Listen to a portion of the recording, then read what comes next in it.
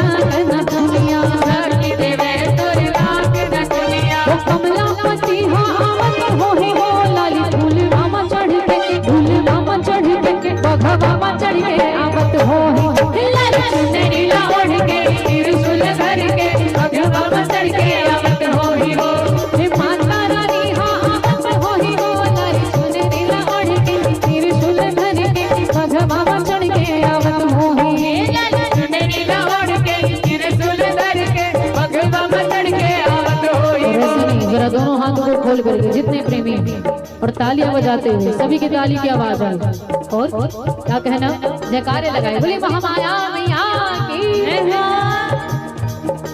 वो भैरव के पहिनी लक्ष्मी है वो महामाया नो है दाई मोर लक्ष्मी है ये महामाया नो है दाई मोर लक्ष्मी है ओ महामाया नो है दाई मोर लक्ष्मी है ओ महामाया नो है दाई मोर लक्ष्मी है ओ के लक्ष्मी के पहिनी सरस्वती है ओ तोर मैया लागा दाई मोर सरस्वती के ओ तोर मैया लागा दाई मोर सरस्वती के ओ तोर मैया लागा दाई मोर सरस्वती के ओ तोर मैया लागा दाई मोर